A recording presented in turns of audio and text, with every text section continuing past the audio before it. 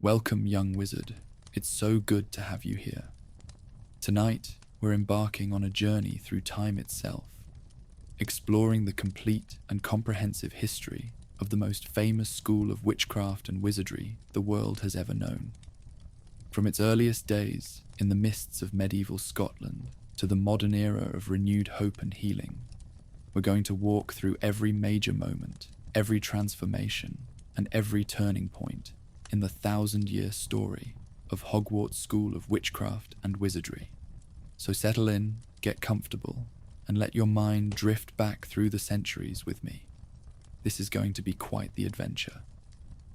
Our story begins more than 1,000 years ago, in a time when the line between magic and the mundane world was far less defined than it would later become. It was the 10th century, somewhere around the year 990, and the British Isles were a vastly different place. The magical community lived in fear, scattered and vulnerable, with no central authority and no safe haven for those born with the gift of magic. Muggle society, growing more organized and suspicious, had begun to persecute witches and wizards with increasing violence. Young magical children were particularly at risk, their powers often manifesting in uncontrolled bursts that could draw deadly attention. In this dangerous and uncertain world, 4 individuals of extraordinary magical ability came together with a shared vision. Their names would echo through history, becoming synonymous with bravery, loyalty, wisdom, and ambition. They were Godric Gryffindor, Helga Hufflepuff, Rowena Ravenclaw, and Salazar Slytherin, and together they would create something that would endure for over a millennium. Godric Gryffindor hailed from a village that would eventually bear his name, Godric's Hollow. He was known throughout the magical community as a man of exceptional courage and skill in dueling, wielding a magnificent sword forged by the goblin Ragnarok I. This blade, crafted from pure silver and set with rubies, possessed extraordinary properties that even Godric himself may not have fully understood at the time. But what truly set Gryffindor apart from many of his contemporaries wasn't just his magical prowess. It was his progressive views on blood status. In an era when many magical families clung fiercely to notions of pure blood superiority, Godric believed that magical ability could manifest in anyone, regardless of their parentage. He argued passionately that Muggle-born children deserved the same opportunities to learn and develop their gifts as those from established magical families. Helga Hufflepuff came from a broad valley, thought to be somewhere in the Welsh countryside. Where others sought students who fit specific criteria or demonstrated particular talents, Helga saw the potential in everyone. She was described as having a warm, inclusive nature and a particular gift for food-related magic. Her enchantments would become the foundation for the Hogwarts kitchens, and many of the recipes used at the great feasts centuries later were said to have originated with her. Helga believed in hard work, fairness, and dedication above all else. She would take any student willing to learn, seeing value where others might see only ordinariness. Her house would become known for producing some of the most loyal and steadfast witches and wizards in history. Rowena Ravenclaw was, by all accounts, the most brilliant witch of her age. She came from a glen in the Scottish Highlands, and her reputation for wisdom and creativity preceded her. It was Rowena who reportedly came up with the name for their school. According to legend, she had a dream in which a warty hog led her to a cliff beside a beautiful lake, and she took this as a sign of where they should build their school. The name Hogwarts was born from this vision. Rowena prized intelligence, wit, and a thirst for knowledge above all other qualities. She would design much of the school's academic framework and many of its most ingenious architectural features, including the ever-changing staircases and the enchanted doors that tested those who sought to pass through them. Then there was Salazar Slytherin, who came from the fens in eastern England. He was a skilled legilimens, able to read minds with remarkable precision, and a parcel mouth capable of speaking to serpents. Slytherin valued ambition, cunning, and resourcefulness. He believed in the importance of pure-blood heritage and was convinced that only those with magical ancestry on both sides of their family should be taught magic. This belief would eventually become the seed of conflict that would tear the founders apart. Together, these four remarkable individuals chose a remote location in the Scottish Highlands for their school. The site overlooked a dark, mirror-like lake and was surrounded by mountains and dense forest, far from Muggle settlements. They combined their considerable magical abilities to raise a magnificent castle from the very earth itself. The structure they created was unlike anything the magical world had seen before, incorporating each founder's unique magical signature. Gryffindor's courage infused the very stones with protective enchantments. Hufflepuff's fairness ensured that all areas of the castle, not just the grand halls, were comfortable and welcoming. Ravenclaw's intelligence wove impossibly complex charms that made hallways shift and rooms appear and disappear. Slytherin's cunning created hidden passages and secret chambers, known only to those clever enough to find them. The castle was protected by layers upon layers of enchantments. To Muggle eyes, it appeared as nothing more than a crumbling ruin, with warning signs declaring it dangerous and unstable. The grounds were equally protected, ensuring that no one without magical ability could stumble upon the school by accident. Within the castle walls, magic permeated everything. Portraits could speak and move from frame to frame. Suits of armor could animate to patrol the corridors. Staircases shifted and changed, sometimes playfully, sometimes with apparent purpose. From the very beginning, the founders established the house system that would define Hogwarts for all time. Each founder created their own house within the school, selecting students who embodied the qualities they most valued. Gryffindor chose the brave and the daring, those with the courage to stand up for what was right even in the face of overwhelming odds. Hufflepuff selected the loyal and the hard-working, those who valued fairness and were willing to put in the effort to achieve their goals. Ravenclaw sought out the intelligent and creative, those driven by curiosity and a love of learning. Slytherin handpicked the ambitious and cunning, those who had the resourcefulness and determination to achieve greatness. To ensure that this selection process would continue long after they were gone, the founders created one of the most remarkable magical artifacts in history. They took Godric Gryffindor's own hat and enchanted it with the combined wisdom and preferences of all four founders. This sorting hat, as it would come to be known, could peer into the minds of young students and determine which house would be the best fit for them. It was an elegant solution to a complex problem, and it would continue to sort students for over 1,000 years. The early years of Hogwarts were, by all accounts, a golden age. The four founders worked together harmoniously, personally teaching their students and developing the curriculum that would form the foundation of magical education in Britain. They established the 7 core subjects that would remain essential throughout the centuries: transfiguration, charms, potions, herbology, astronomy, history of magic, and defense against the dark arts. Each subject was carefully designed to give students a well-rounded magical education, preparing them not just to use magic, but to understand it. They also hired the school's first caretaker, Hankerton Humble, who would have the unenviable task of trying to maintain order in a castle full of young witches and wizards learning to control their powers. Humble would also have the distinction of being the first in a long line of caretakers to clash with Peeves, the poltergeist who had manifested in the castle, drawn by the chaos and mischief inevitable in any school full of children. But even in these early golden years, tensions were building beneath the surface. Salazar Slytherin grew increasingly uncomfortable with the school's inclusive admission policies. He believed that teaching magic to Muggleborns was dangerous, not just to the school, but to the entire magical community. He argued that Muggleborns couldn't be trusted, that they would inevitably reveal the magical world to their non-magical relatives, leading to persecution and war. The other founders, particularly Godric Gryffindor, disagreed vehemently. The debates between Gryffindor and Slytherin became heated, then bitter. The rift deepened when Slytherin proposed that he be allowed to teach his students the dark arts.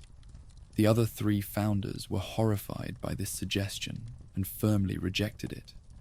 For Slytherin, this rejection was the final straw. If he couldn't teach as he saw fit, if he couldn't ensure that only purebloods learned the secrets of magic, then he would find another way. Working in secret, likely over the course of several years, Slytherin constructed a hidden chamber deep beneath the castle. He placed it far below even the dungeons, accessible only through a concealed entrance and protected by layers of enchantments that would respond only to his heir. Within this chamber, Slytherin placed a monster, a massive basilisk that he had raised from an egg. The creature was perfectly suited to his purposes. It could petrify with a glance and kill with direct eye contact. And it would respond only to commands given in Parseltongue, a language that ran in Slytherin's bloodline. Slytherin's plan was chillingly simple.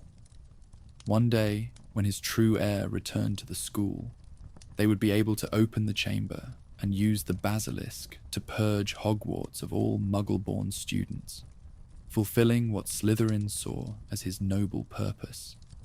With his work complete, Slytherin left Hogwarts, breaking the partnership that had created the school and shattering the friendship he had once shared with Godric Gryffindor. The remaining three founders continued their work, but the loss of Slytherin cast a long shadow over the school. They knew about the legend of the chamber, though they had never found it despite extensive searches. The story became part of Hogwarts lore, passed down through generations, but generally dismissed as exaggeration or myth. After all, no one could find any evidence that the chamber actually existed. Eventually, as all mortals must, the three remaining founders passed away, leaving behind the school they had created and the legacies they had carefully crafted. Each founder left behind powerful magical objects that would play crucial roles in the history of the wizarding world. Godric Gryffindor's silver sword, embedded with rubies, had the remarkable property of presenting itself to any worthy Gryffindor in need. It absorbed that which made it stronger, a quality that would prove essential centuries later in the fight against the darkest magic. Helga Hufflepuff left behind a small golden cup, engraved with a badger and imbued with powerful enchantments. The cup remained in Hufflepuff's family line for centuries, prized as an irreplaceable heirloom. Rowena Ravenclaw's diadem, a delicate silver circlet, bore the inscription, "Wit beyond measure is man's greatest treasure," and was said to enhance the wisdom of anyone who wore it. Tragically, the diadem was stolen by Rowena's own daughter, Helena, an act of betrayal that would have devastating consequences for both women. Helena Ravenclaw fled to Albania with the diadem, perhaps hoping to surpass her mother's legendary intelligence by using the diadem's power. Rowena, heartbroken by her daughter's betrayal, sent the Bloody Baron, a man who had long been infatuated with Helena, to bring her home. But the encounter in Albania ended in tragedy. When Helena refused to return, the Baron flew into a rage and murdered her. Immediately overcome with horror and remorse at what he had done, he took his own life. Both returned to Hogwarts as ghosts, Helena becoming the Grey Lady of Ravenclaw Tower, forever keeping the secret of where she had hidden the diadem.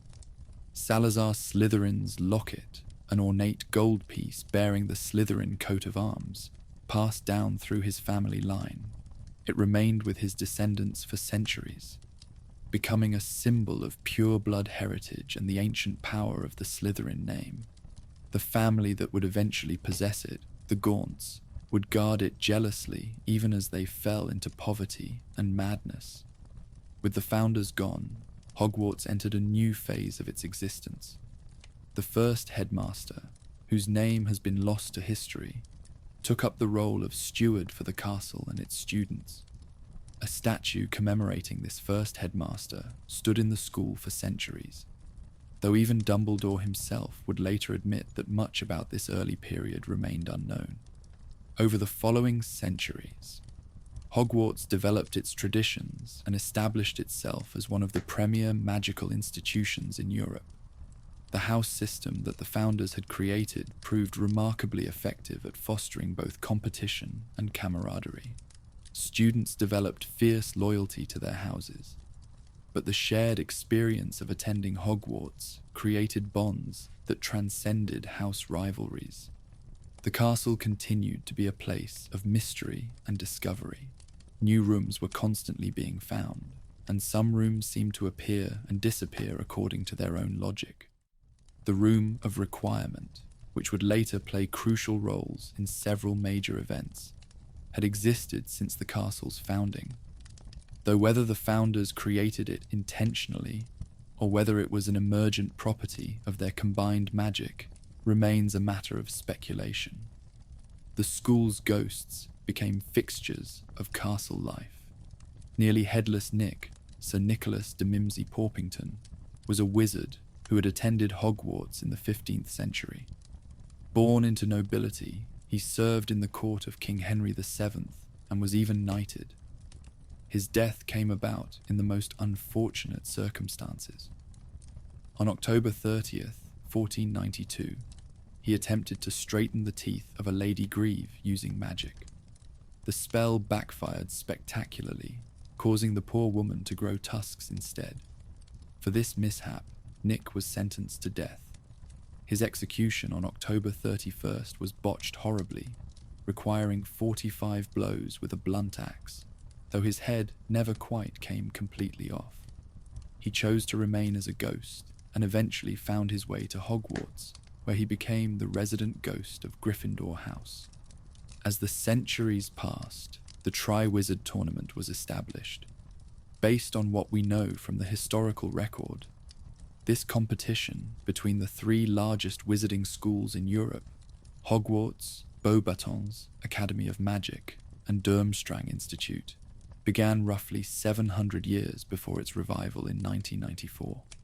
The tournament was held every 5 years, with the hosting duties rotating between the three schools. Each school selected a champion, and these champions would compete in 3 magical tasks designed to test their courage, intelligence, and magical ability. The tournament was initially seen as an excellent way to foster international magical cooperation and allow young witches and wizards from different countries to interact and form friendships. The tasks were dangerous but spectacular, and for centuries the tournament was considered one of the highlights of the magical calendar. Records show that the tournament was held at least 125 times over its history. Hogwarts claimed victory 63 times, while Beauxbatons won 62 tournaments. However, as the tournament continued over the centuries, the death toll began to mount.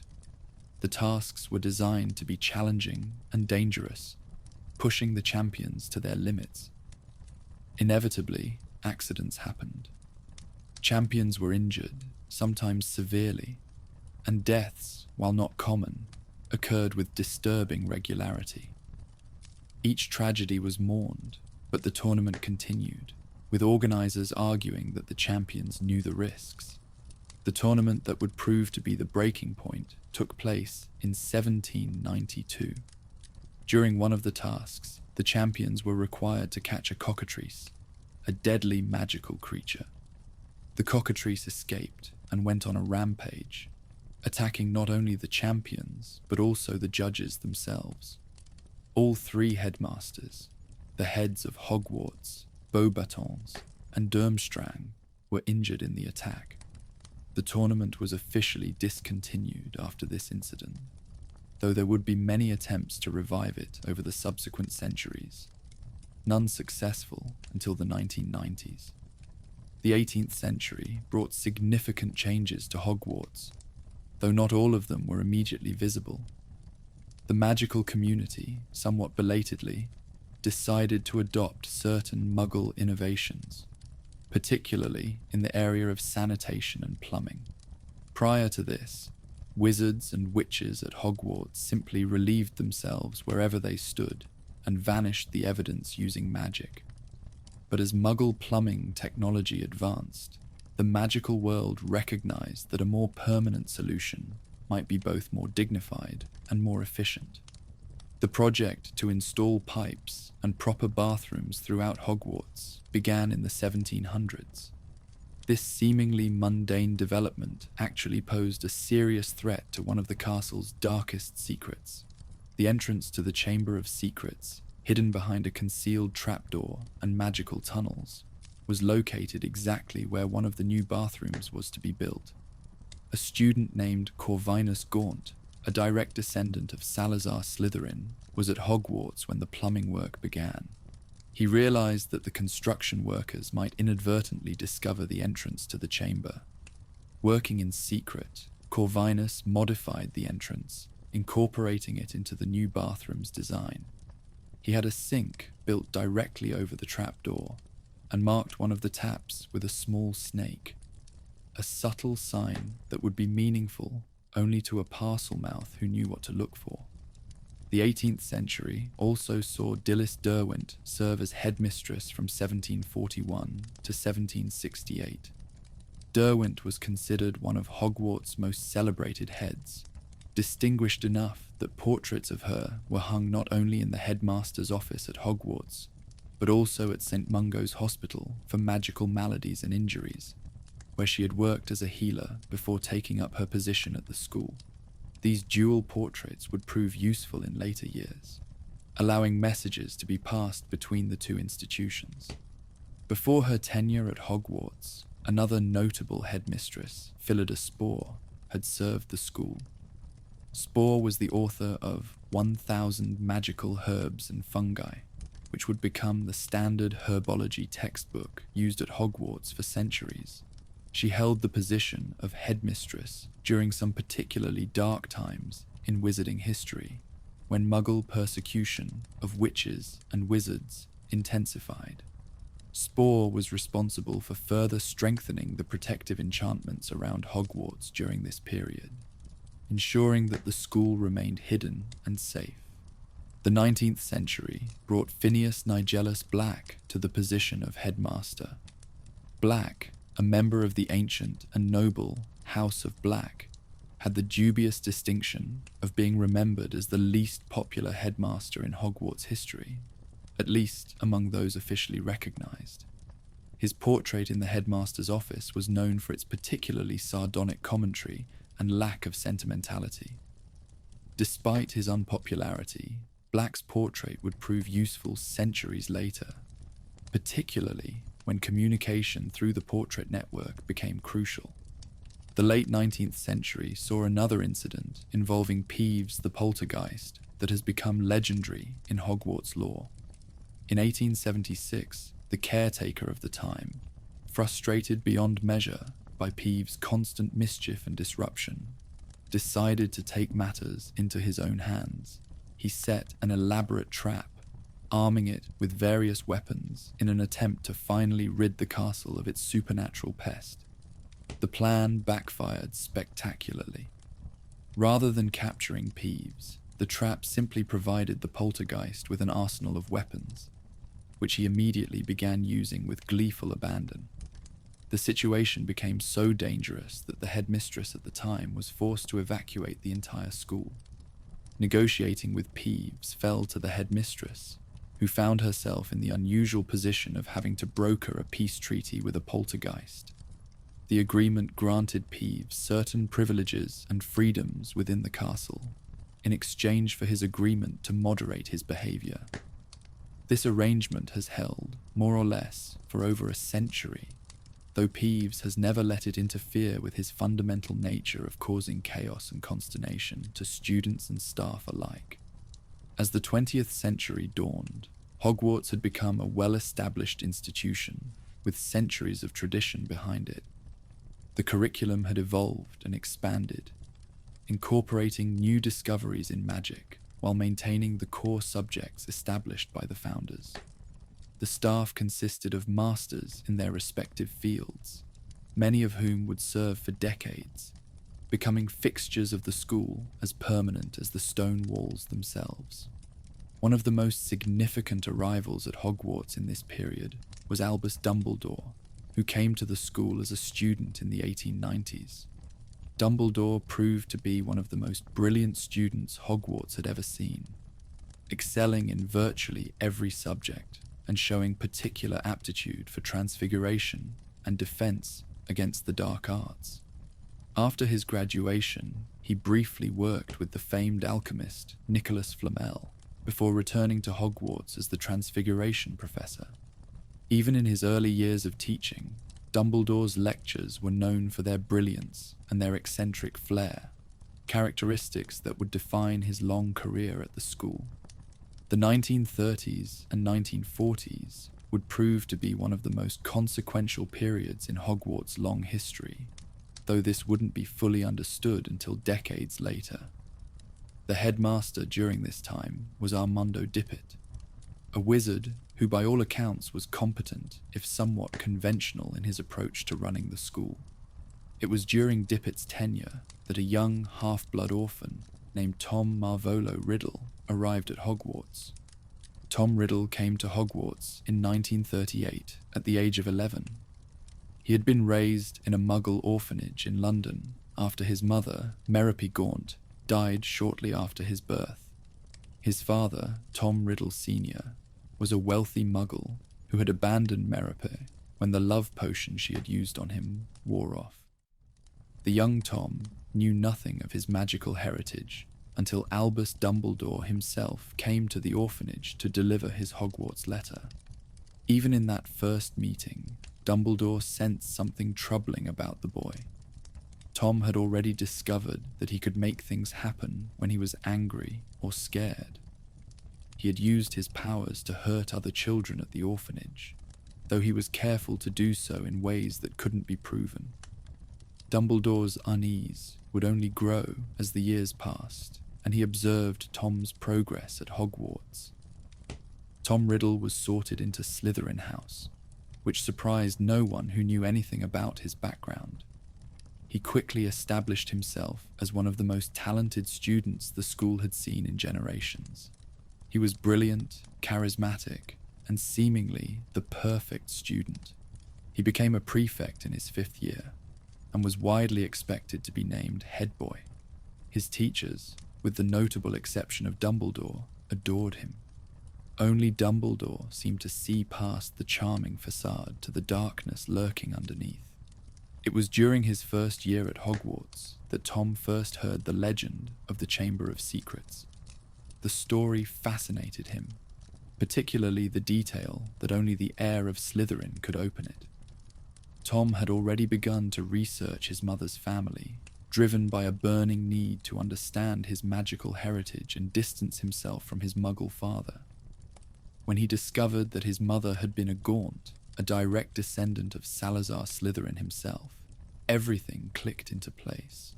The chamber was real, and he was the heir who could open it.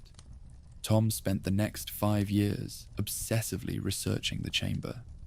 He searched through countless books in the library, including many in the restricted section that he accessed through a combination of charm and deception. He explored every corner of the castle, looking for any clue that might lead him to the entrance. He questioned ghosts, particularly the Grey Lady, Helga Ravenclaw, whom he manipulated into revealing information about her own past. It was a testament to his skill at manipulation that he convinced the ghost to confide in him, playing on her guilt and loneliness with calculated precision. Finally, in his 5th year, In the spring of 1943, Tom made his breakthrough. He discovered that the entrance to the chamber was in a girl's bathroom on the second floor, the same bathroom where the ghost of Myrtle Warren dwelt. The entrance was marked with a small serpent engraved on one of the sink taps. Using parcel tongue, Tom commanded the sink to open, revealing a passage that led deep beneath the castle. What Tom found in the chamber exceeded even his expectations. The chamber was massive, lined with towering stone pillars carved with serpents. At the far end stood a colossal statue of Salazar Slytherin himself, and sleeping within the mouth of that statue was the basilisk, a serpent of enormous size and terrible power. Using his ability to speak parcel tongue, Tom took control of the creature and began to unleash it on the school. Tom's campaign of terror was carefully calculated. He would have the basilisk roam the castle's plumbing system, moving through the pipes that had been installed in the 18th century. Students reported hearing a strange voice, though only Tom, as a parcel mouth, could actually understand what it was saying.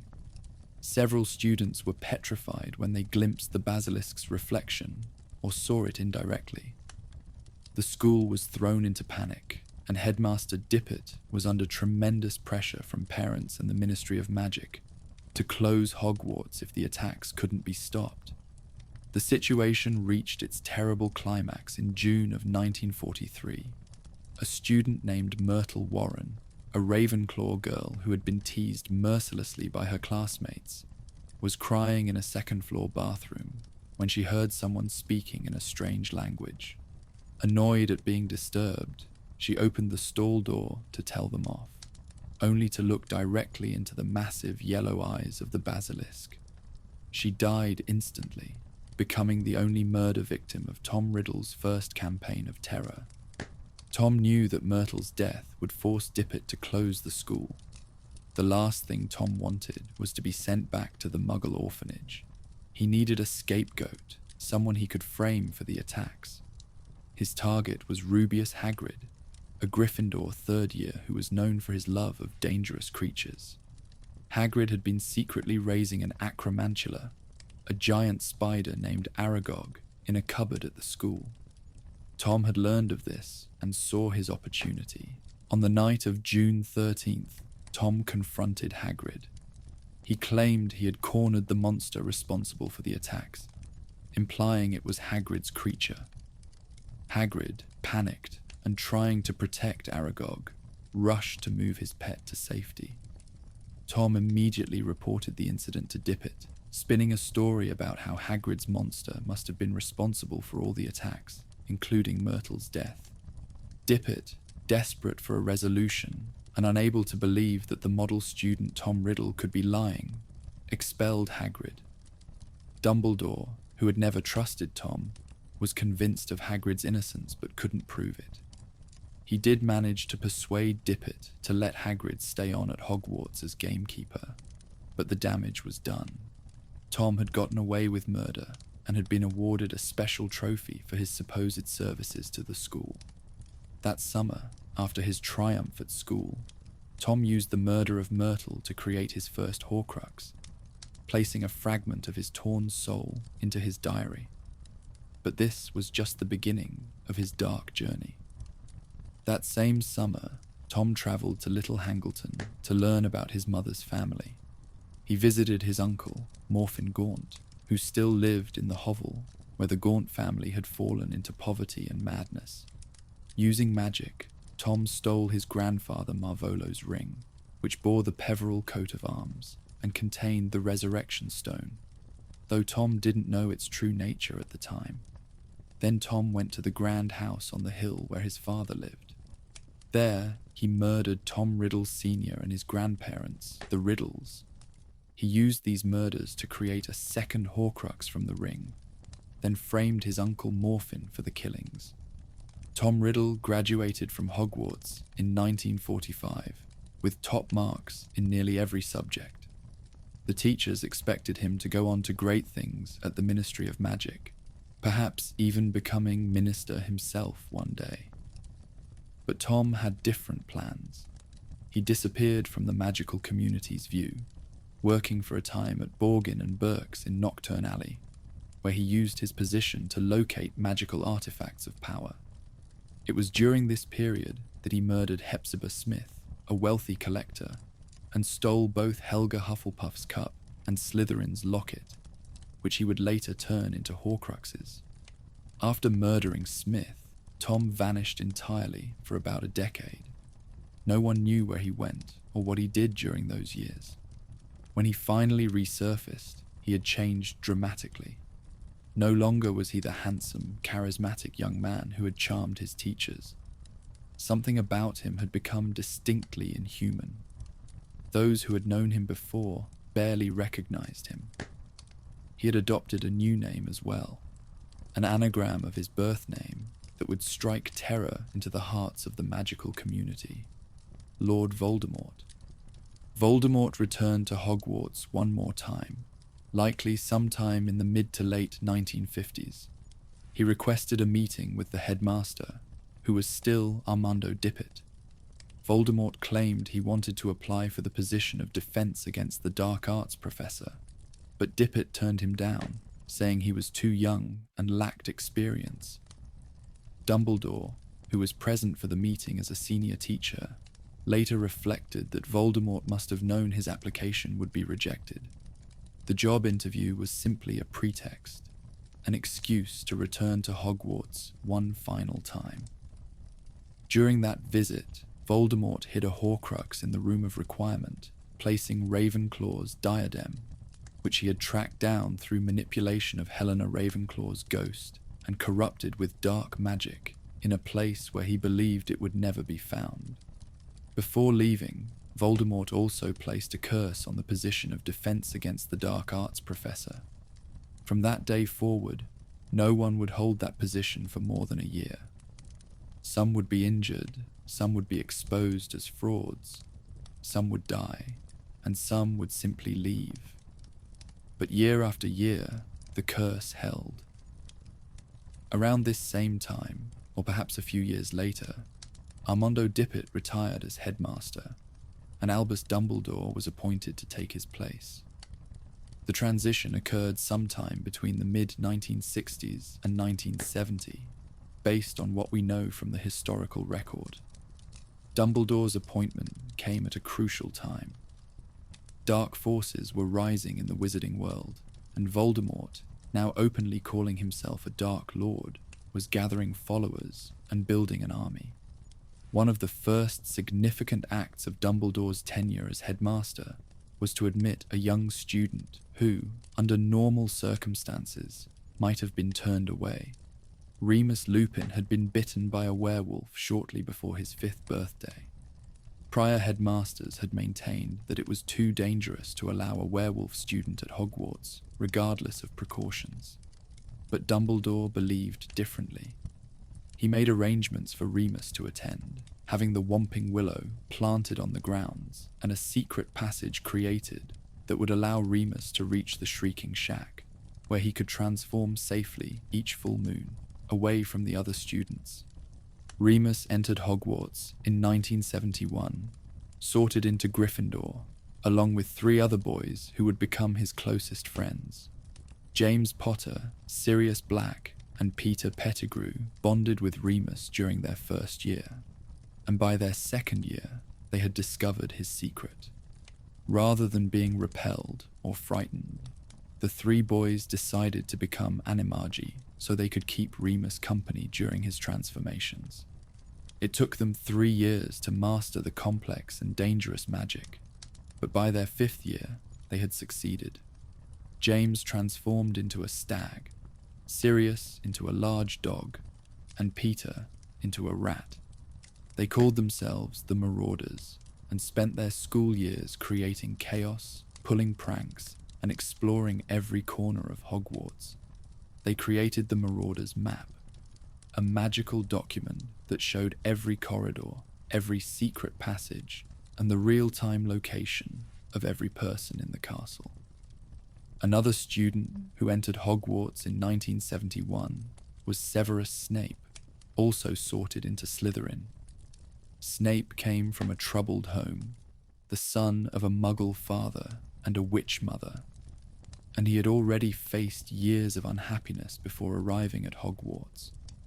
He had been friends with a Muggle-born girl from his neighborhood, Lily Evans, and the two had formed a close bond over their shared magical abilities. Both were sorted into different houses, Lily into Gryffindor and Severus into Slytherin, and the gulf between them would only grow over the years. Severus found himself targeted by the Marauders, particularly James Potter and Sirius Black. The animosity between them was fierce and often cruel. In their 5th year, an incident occurred that would have lasting repercussions.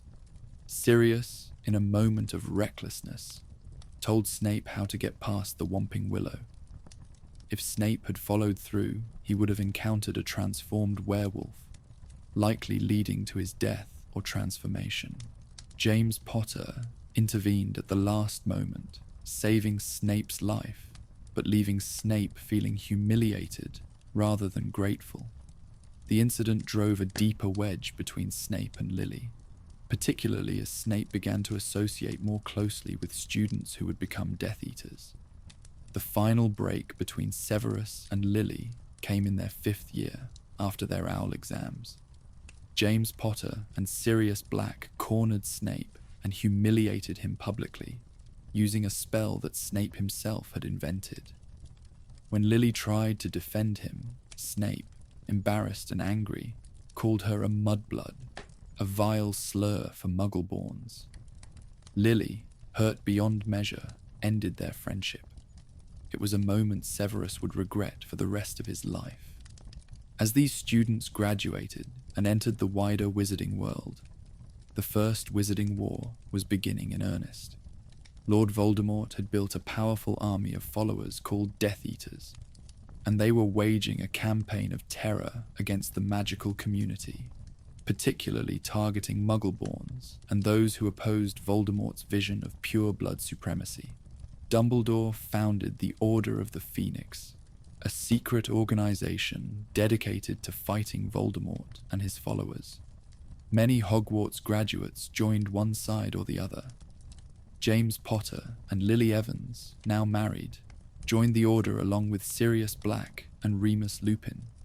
Severus Snape, desperate to be accepted and hungry for power, became a Death Eater.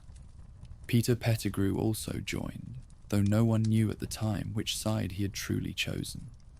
The war reached a turning point when a prophecy was made about a child who would have the power to defeat Lord Voldemort. Snape, who had been present when part of the prophecy was spoken, reported what he had heard to Voldemort. When he learned that Voldemort had interpreted the prophecy to refer to Lily Potter's son, Snape was consumed with horror at what he had done. He went to Dumbledore, begging him to protect Lily. In exchange, Snape agreed to become a double agent, spying on Voldemort for Dumbledore. Tragically, Dumbledore's protection wasn't enough. On October 31st, 1981, Voldemort attacked the Potter family at their home in Godric's Hollow. He murdered James Potter first, then Lily when she tried to protect her infant son. But when Voldemort attempted to kill 1-year-old Harry Potter, something unprecedented occurred. The killing curse rebounded, destroying Voldemort's physical form and leaving Harry with nothing but a lightning bolt-shaped scar on his forehead. The wizarding world erupted in celebration. The war was over. Voldemort was gone. The nightmare had ended, or so everyone believed. Dumbledore knew better. He understood that Voldemort had been too deeply immersed in the darkest magic to be truly destroyed so easily. Voldemort was out there somewhere, diminished and weak, but not gone.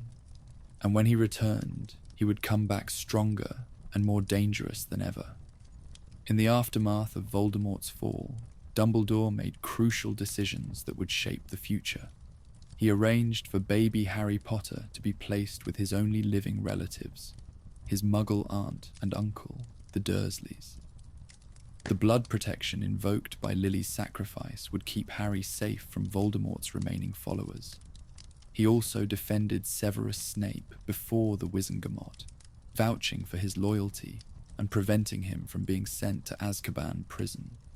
In gratitude and in memory of Lily, Snape agreed to remain at Hogwarts, teaching potions and serving as head of Slytherin House. Hogwarts returned to a period of relative peace and normalcy. The cursed defense against the dark arts position continued its pattern of yearly turnover, but this was seen more as an unfortunate quirk than a serious problem. New students arrived each year, sorted into their houses, learned their magic, and went out into the world. The memory of the war faded, at least for those who hadn't lived through it personally. Then, in 1991, Harry Potter arrived at Hogwarts for his first year. The boy who lived, as he had become known, was famous throughout the wizarding world, though he knew nothing about his fame or his past. Harry had been raised by the Dursleys, who had told him nothing about magic or his parents' true fate. His arrival at Hogwarts was a revelation, a homecoming to a world he hadn't known existed. Harry was sorted into Gryffindor, following in his parents' footsteps, though the sorting hat had briefly considered placing him in Slytherin. He quickly made friends with Ron Weasley and Hermione Granger, forming a trio that would become legendary. Harry also made an enemy in Draco Malfoy, a Slytherin student whose pure-blood prejudices echoed those of Salazar Slytherin himself. Harry's first year at Hogwarts was far from peaceful. He discovered that the school was hosting a powerful magical object, the Philosopher's Stone, which could produce an elixir of life granting immortality. He also discovered that Professor Quirrell, the Defense Against the Dark Arts teacher, was serving as a host body for Lord Voldemort, who had survived as a wraith-like entity, weak but conscious, desperately seeking a way to regain physical form. In a confrontation beneath the school, in chambers designed to protect the stone, Harry faced Voldemort for the first time since the night his parents died. Protected by the sacrificial magic his mother had invoked, Harry was able to prevent Voldemort from obtaining the stone, though Quirrell died in the process. Harry's second year brought even more danger. The Chamber of Secrets, unopened for 50 years, was opened once again. Students were being petrified. Mysterious messages were appearing on the walls written in blood, and rumors spread that the heir of Slytherin had returned to finish Slytherin's work. Suspicion fell on Harry when students discovered he was a Parselmouth, able to speak to snakes. The truth was far more sinister. Ginny Weasley, Ron's younger sister, had found a diary that had once belonged to Tom Riddle. The diary was actually Tom's first Horcrux, containing a fragment of his 16-year-old soul. The Horcrux had been possessing Ginny, forcing her to open the chamber and release the basilisk. Harry, with the help of Ron and several others, discovered the entrance to the chamber and descended into its depths to rescue Ginny. There he faced the memory of Tom Riddle, who revealed his true identity as Lord Voldemort. Fawkes, Dumbledore's phoenix, brought Harry the sorting hat, from which Harry drew Godric Gryffindor's sword. Using the sword, Harry killed the ancient basilisk, though one of the creature's fangs pierced his arm, injecting him with deadly venom. Fawkes's tears healed Harry, and Harry then used the basilisk fang to stab Tom Riddle's diary, destroying the Horcrux and saving Ginny's life. The third year brought Sirius Black into Harry's life. Sirius had escaped from Azkaban prison, where he had been held for 12 years for allegedly betraying Harry's parents and murdering 13 people. The truth, which Harry would discover, was that Sirius had been innocent. The real traitor was Peter Pettigrew, who had been hiding for 12 years as Ron's pet rat, Scabbers. Sirius had been trying to reach Harry to protect him, knowing that Peter was close to him. Though the truth came out, Peter escaped before he could be captured, and Sirius was forced to remain in hiding, unable to clear his name officially. Harry also learned about the Marauders during his 3rd year, and discovered that his father, along with his friends, had created the Marauders map. He received his father's invisibility cloak and learned to cast the Patronus charm, a piece of advanced magic that would prove crucial in years to come. The 4th year marked a dramatic turning point. The Triwizard Tournament was revived for the first time since 1792, with new safety measures supposedly ensuring that no one would die this time. Delegations from Beauxbatons and Durmstrang arrived at Hogwarts in spectacular fashion. The Goblet of Fire selected 3 champions: Cedric Diggory from Hogwarts, Fleur Delacour from Beauxbatons, and Victor Krum from Durmstrang. But then, impossibly, a 4th name emerged from the goblet: Harry Potter. Harry insisted he hadn't entered his name, but the goblet's selection created a binding magical contract. He was forced to compete, despite being only 14 and far younger than any of the other champions. The mystery of who had entered his name hung over the entire year. Unknown to anyone, Barty Crouch Jr., a Death Eater loyal to Voldemort, had been impersonating Professor Alastor Moody using Polyjuice Potion. It was Crouch who had entered Harry's name as part of an elaborate plot to deliver Harry to Voldemort. The 3 tasks of the tournament were indeed dangerous. Harry faced dragons, rescued hostages from the lake, and navigated a deadly maze. In the final task, Harry and Cedric reached the Triwizard Cup together and agreed to touch it simultaneously, making them joint winners. But the cup had been turned into a portkey. It transported them to a graveyard where Peter Pettigrew was waiting with the wraith-like form of Voldemort. What happened next would change everything. Pettigrew murdered Cedric Diggory with a killing curse, then used Harry's blood in a dark ritual to restore Voldemort to a physical body. Voldemort rose again, more powerful than ever, and summoned his Death Eaters. He attempted to kill Harry, but when their wands clashed, a rare magical phenomenon called Priori Incantatem occurred. The connection between their wands, which shared a phoenix feather core from Fawkes, created a protective effect that allowed Harry to escape and return Cedric's body to Hogwarts. The Ministry of Magic, led by Cornelius Fudge, refused to believe that Voldemort had returned. Dumbledore immediately reformed the Order of the Phoenix, but the Ministry actively worked against them, spreading propaganda that Dumbledore and Harry were lying or delusional. The 5th year at Hogwarts was dominated by this conflict. The Ministry installed Dolores Umbridge, a Ministry official, as the defense against the dark arts teacher. Umbridge refused to teach defensive magic, instead focusing on theory, claiming that students were perfectly safe and needed no practical training. When Harry objected, she punished him with a cursed quill that carved words into the back of his hand. As Umbridge gained more power, eventually being named High Inquisitor, and then briefly headmistress after Dumbledore was forced to flee, conditions at Hogwarts became increasingly oppressive. In response, Harry, Ron, and Hermione formed a secret defense group, Dumbledore's Army, teaching their fellow students the practical defensive magic Umbridge refused to teach. They met in the Room of Requirement, which revealed itself to those who needed it, providing them with a safe space to practice. The year ended with tragedy. Voldemort had planted a vision in Harry's mind, making him believe that Sirius was being tortured at the Ministry of Magic. Harry rushed to rescue him, bringing several members of Dumbledore's army with him. It was a trap. Death Eaters, led by Lucius Malfoy, were waiting for them in the Department of Mysteries, trying to force Harry to retrieve a prophecy that bore both his and Voldemort's names. The Battle of the Department of Mysteries ensued, with members of the Order arriving to help the students.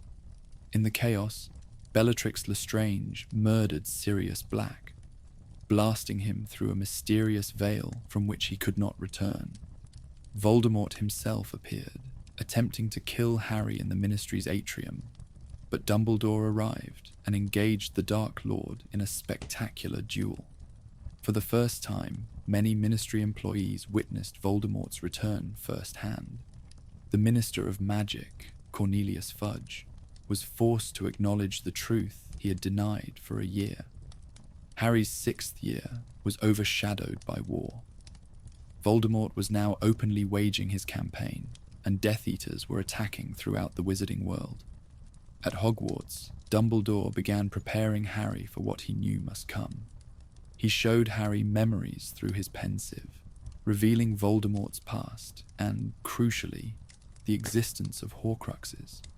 Dumbledore explained that Voldemort had split his soul into multiple pieces and hidden these pieces in objects, making himself immortal as long as the Horcruxes existed. Dumbledore had already destroyed one, Marvolo Gaunt's ring, though the ring had been cursed and the curse was slowly killing him. Severus Snape, who had long wanted the defense against the dark arts position, was finally given it, while Horace Slughorn returned to Hogwarts to teach potions. Slughorn had taught Tom Riddle and possessed a crucial memory about Horcruxes that Dumbledore needed. Harry, using an old potions textbook that had once belonged to someone calling themselves the Half-Blood Prince, managed to become Slughorn's favourite student and eventually retrieved the memory. Near the end of the year, Dumbledore and Harry left Hogwarts to retrieve what Dumbledore believed was another Horcrux. The journey weakened Dumbledore terribly, and upon their return, they found that Death Eaters had infiltrated the castle. Draco Malfoy had been ordered by Voldemort to kill Dumbledore, and had managed to get the Death Eaters into Hogwarts using a pair of vanishing cabinets.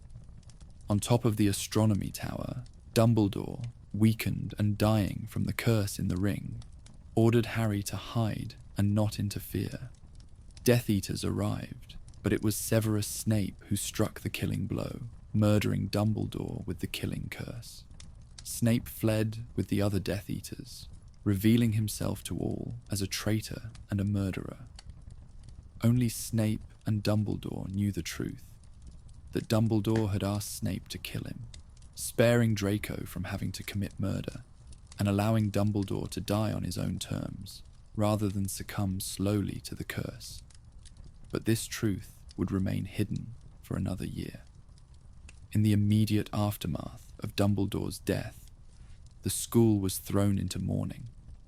A magnificent funeral was held on the Hogwarts grounds, attended by hundreds who came to pay their respects to the greatest wizard of the age. Professor Minerva McGonagall became acting headmistress, but not for long. Within months, the Ministry of Magic fell to Voldemort's forces. The new minister, Pius Thicknesse, was under the Imperius curse and did Voldemort's bidding. One of the first acts under this regime was to appoint Severus Snape as headmaster of Hogwarts, ensuring Death Eater control of the school. Amicus and Electo Caro were appointed as deputy headmaster and deputy headmistress, and also as teachers, though their version of teaching involved torture. Students were forced to practice the Cruciatus Curse on those who had earned detention. Muggle-born students were expelled or went into hiding. The atmosphere at Hogwarts became one of fear and oppression, but resistance emerged. Neville Longbottom, along with Ginny Weasley and Luna Lovegood, revived Dumbledore's army. They fought back against the Carrows in every way they could, protecting younger students and maintaining hope even in the darkest times. Harry Potter didn't return for his 7th year. Along with Ron and Hermione, he was on a quest to find and destroy Voldemort's remaining Horcruxes. This quest took them across Britain and tested them in ways they had never been tested before. By the spring of 1998, they had destroyed several Horcruxes. the diary, the ring, the locket, and Helga Hufflepuff's cup. But Harry had learned that another Horcrux was hidden at Hogwarts, Rowena Ravenclaw's lost diadem. On May 1st, 1998, Harry returned to Hogwarts for the first time in nearly a year. When Voldemort learned that Harry was at the school, he mobilized every Death Eater and dark creature under his command and launched an all-out assault. What followed would become known as the Battle of Hogwarts, the final conflict of the Second Wizarding War. Professors McGonagall, Flitwick, and Sprout led the defense of the castle, activating ancient protective enchantments and bringing the castle's defenses to life. Suits of armor marched to defend the school. Statues came alive. Members of the Order of the Phoenix arrived to help, as did parents of students and residents of Hogsmeade. Even the house elves of Hogwarts, led by Kreacher, emerged from the kitchens to defend the school. The battle was fierce and devastating. Death Eaters, giants, acromantulas, and dementors attacked from all sides. The defenders fought desperately, knowing that if they fell, the wizarding world would fall with them. Spells lit up the night sky. Walls crumbled. Fires broke out. The castle that had stood for 1,000 years was torn apart by the violence of the battle. In the chaos, Harry witnessed Severus Snape's death. Voldemort, believing Snape to be the master of the Elder Wand, killed him, ordering his snake Nagini to strike. As Snape died, he released his memories to Harry. Memories that revealed the truth about everything. Snape had loved Lily Potter his entire life and had been protecting Harry on Dumbledore's orders from the moment of Lily's death. Every cruel word, every harsh punishment, every moment of apparent hatred had been an act to maintain his cover as a double agent. Snape had been one of the bravest people Harry had ever known. The memories also revealed a terrible truth. When Voldemort had tried to kill Harry as a baby, the killing curse had inadvertently made Harry himself into a Horcrux. As long as Harry lived, Voldemort couldn't truly die. Harry understood what he had to do. He walked into the Forbidden Forest, where Voldemort and his followers waited, and allowed Voldemort to strike him down with the killing curse. Harry fell, but he didn't die. The killing curse had destroyed the piece of Voldemort's soul within Harry, but Harry's own soul remained intact. He had a choice, to move on or to return. Harry chose to return. Voldemort, believing he had finally killed Harry Potter, ordered his forces to march on the castle for a final assault. Hagrid, forced to carry what he believed was Harry's corpse, walked with the Death Eaters. When they reached the castle, Voldemort declared victory and demanded surrender. But then Harry revealed himself to be alive, and the battle resumed with renewed fury. In the Great Hall, Molly Weasley dueled Bellatrix Lestrange and killed her, avenging countless victims. Throughout the castle, Death Eaters fell. Neville Longbottom destroyed Nagini, the final Horcrux, with Gryffindor's sword. Voldemort, increasingly desperate, cast killing curse after killing curse, but his forces were collapsing around him. Finally, Harry and Voldemort faced each other in the Great Hall, surrounded by the survivors of the battle. Harry explained what Voldemort had never understood. The Elder Wand's allegiance couldn't be won through murder alone. Draco Malfoy had disarmed Dumbledore on the tower, making him the Wand's master. Harry had later disarmed Draco, transferring the Wand's allegiance to him. The Elder Wand refused to kill its true master. When Voldemort cast the killing curse at Harry, the wand turned the spell back on its wielder. Tom Marvolo Riddle fell dead, killed by his own curse, and the Second Wizarding War ended. 50 people had died defending Hogwarts that night. Students, teachers, parents, Order members. They had given their lives to stop Voldemort. Among the dead were Fred Weasley, killed in an explosion while fighting alongside his brother Percy. Remus Lupin and Nymphadora Tonks, who had left their infant son at home, fell in the battle, leaving another child orphaned by war.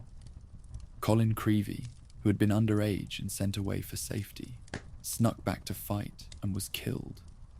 Lavender Brown was savaged by the werewolf Fenrir Greyback. Countless others whose names were never widely recorded gave everything they had. The Great Hall became a temporary place of mourning. Bodies were laid out side by side. The Weasley family huddled around Fred's body. The survivors, exhausted and traumatized, tried to process what had happened. In the immediate aftermath of the battle, Harry had one final task. He took the Elder Wand, which he now possessed as its true master, and used it to repair his own Holly Wand, which had been broken months earlier. Then, rather than keeping the most powerful wand in existence, Harry returned it to Dumbledore's tomb, hoping that if he died naturally without being defeated, the wand's power would die with him. The work of rebuilding began immediately. Minister for Magic, Kingsley Shacklebolt, who had been part of the Order of the Phoenix and had fought in the battle, awarded Minerva McGonagall the Order of Merlin, First Class, for her unwavering loyalty and leadership. Within 4 months, the castle had been repaired, though some areas, like the Room of Requirement, destroyed by Fiendfire, were changed forever. The protective enchantments that had been torn down during the battle were restored and even strengthened. McGonagall was officially appointed headmistress by the Hogwarts Board of Governors, a position she would hold for many years. One of her first acts was to hire Neville Longbottom, who had distinguished himself in the battle as the new herbology professor. The defense against the dark arts position, freed from Voldemort's curse by his death, finally stabilized, with professors able to remain for multiple years. Harry Potter, who had never completed his 7th year or taken his Newt exams, was offered a position as an Auror by Kingsley Shacklebolt. He accepted and was eventually promoted to head Auror, leading the Department of Magical Law Enforcement. Ron Weasley joined him as an Auror for a time, before going to work with his brother George at Weasley's Wizard Wheezes. Hermione Granger went on to have a distinguished career at the Ministry of Magic, working to improve the rights of magical creatures and eventually rising to high office. The students of Hogwarts, those who had lived through the war and those born after, continued to attend the school. The houses remained, the ghosts continued their eternal wanderings, and the magic of the castle endured. A new generation of students filled the halls, including Harry's own children, James Sirius Potter, Albus Severus Potter, and Lily Luna Potter. Ron and Hermione's children, Rose and Hugo. These children, born into peace but aware of their parents' struggles, wrote their own chapters in Hogwarts' ongoing story. The portraits in the headmaster's office gained new additions. Severus Snape's portrait was placed there on Harry's insistence, despite Snape having technically killed a sitting headmaster. Harry argued that Snape had been one of the bravest people he had ever known, and his portrait deserved to hang alongside the other heads of the school. Next to him hung the portrait of Albus Dumbledore, whose wisdom continued to guide subsequent heads of the school through the memories and advice embedded in the magical painting. As the years passed and McGonagall eventually stepped down from her position, Hogwarts continued as it had for over 1,000 years, as a place of learning, discovery, and magic. The lessons of the past were not forgotten.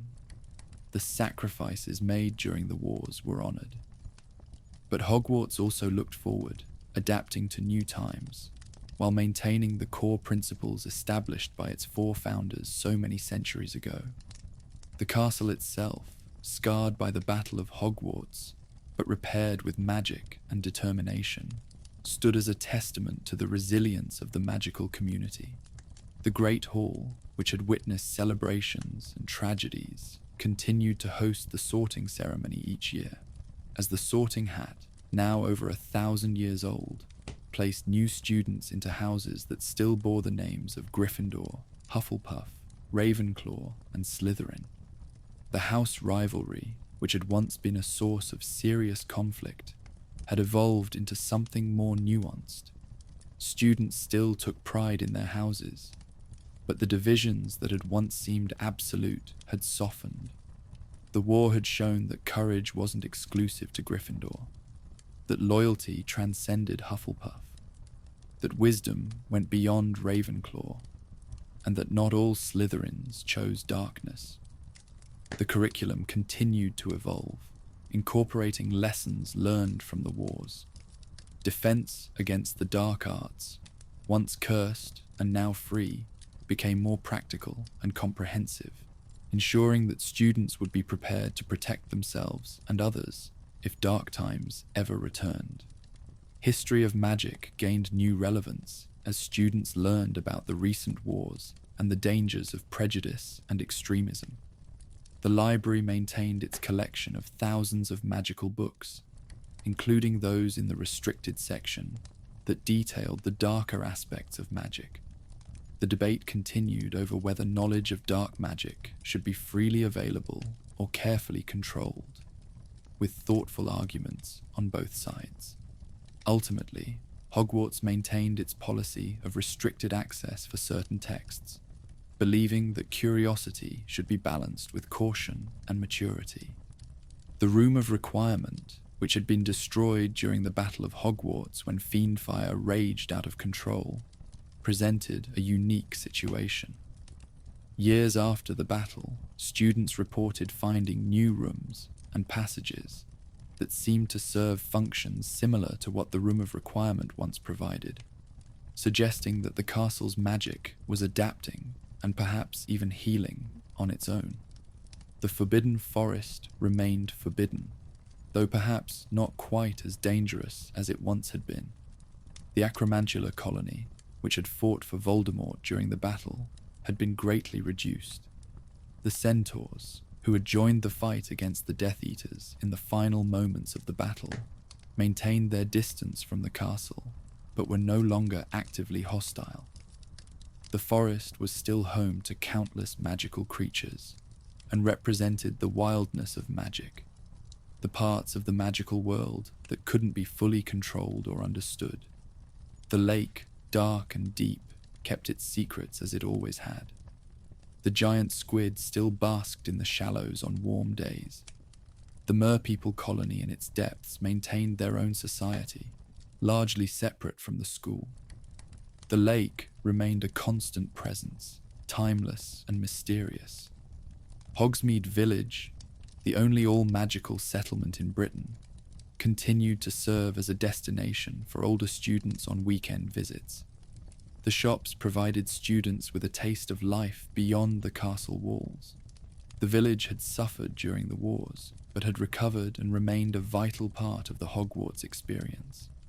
The Hogwarts Express, the Scarlet steam engine that had been transporting students from King's Cross Station to Hogsmeade Station for generations, continued its annual journeys.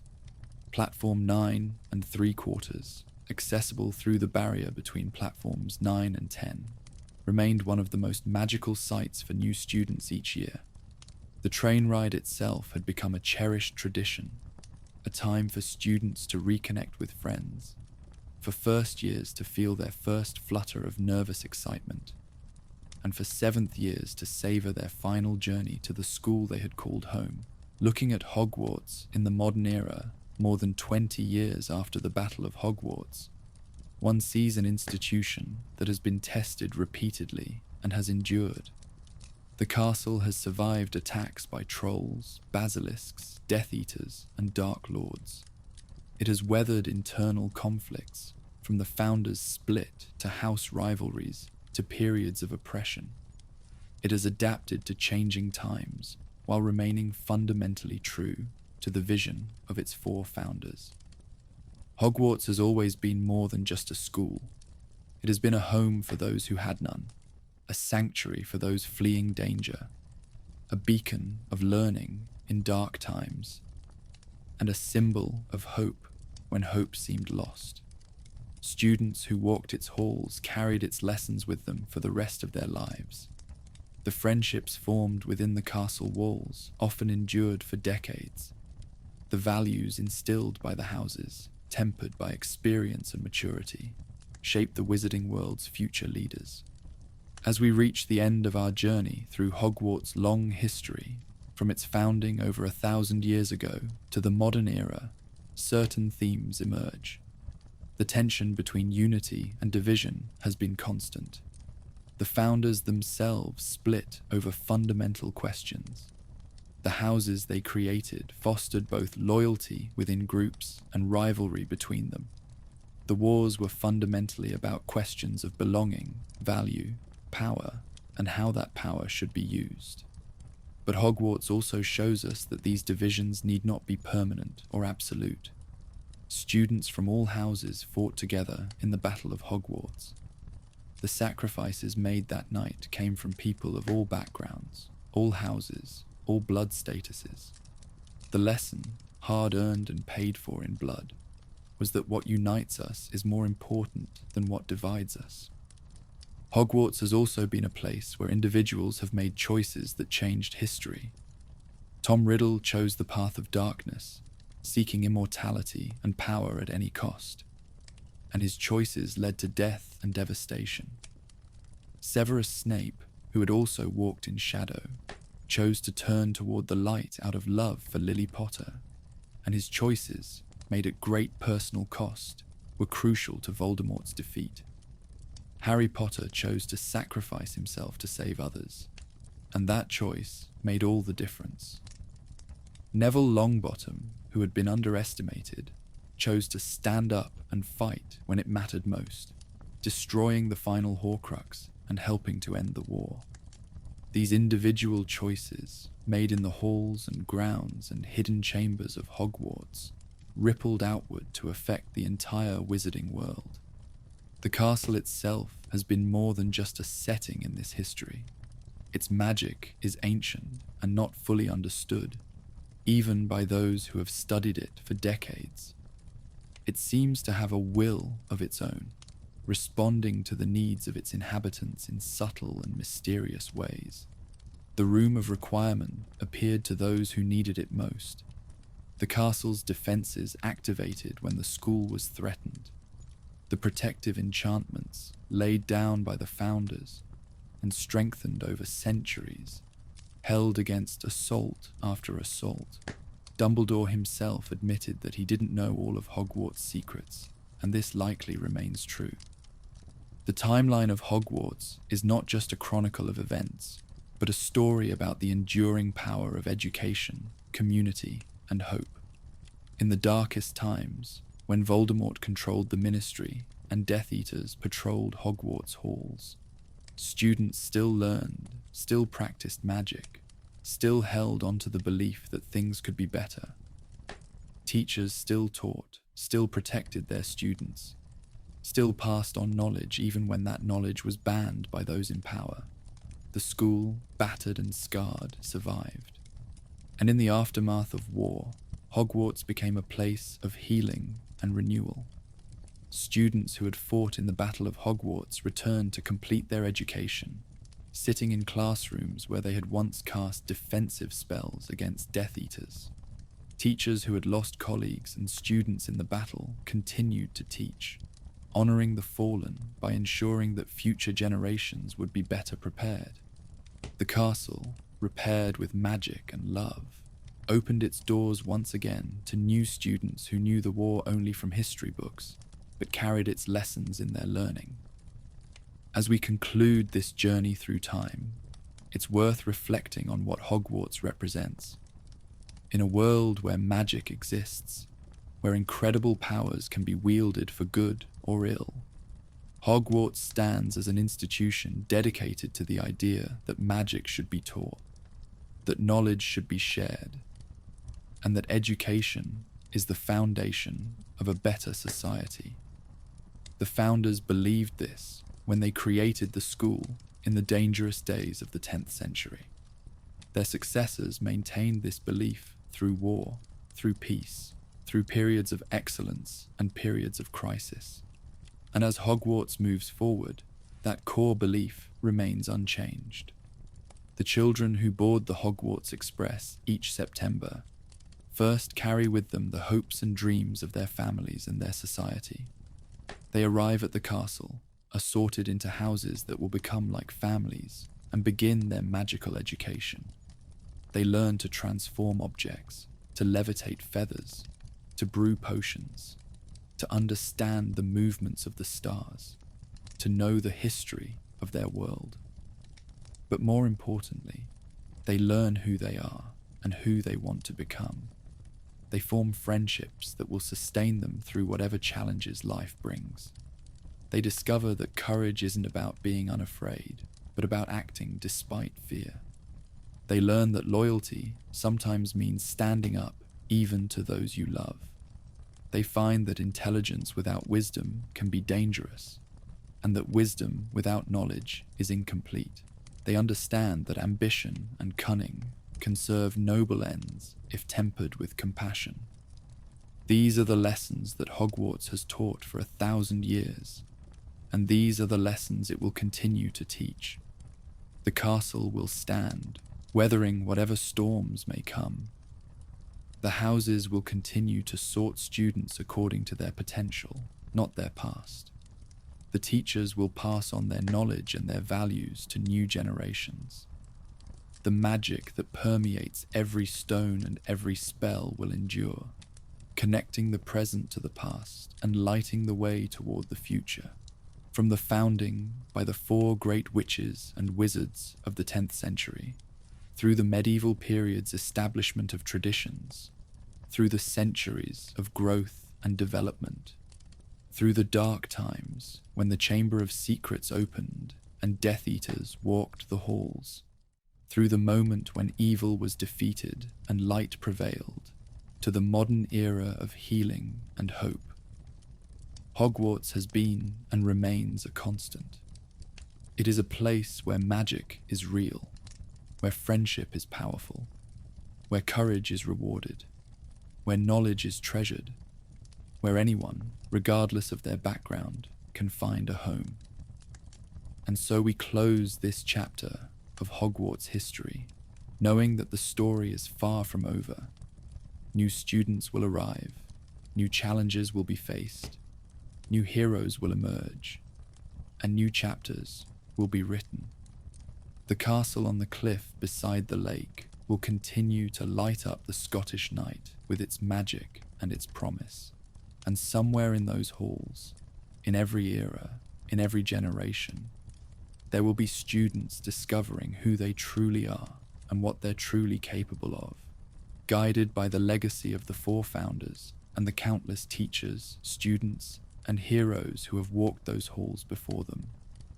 The history of Hogwarts is, in the end, the history of people choosing to be better, to learn more, to protect what matters, and to stand together against darkness. It's a history that deserves to be remembered, celebrated, and continued. Hogwarts has always been a place where people could choose to be heroes, and as long as those choices continue to be made, as long as young witches and wizards continue to learn and grow within its walls, Hogwarts will stand as a beacon of hope and magic for the entire wizarding world. Thank you so much for joining me on this journey through the entire timeline of Hogwarts.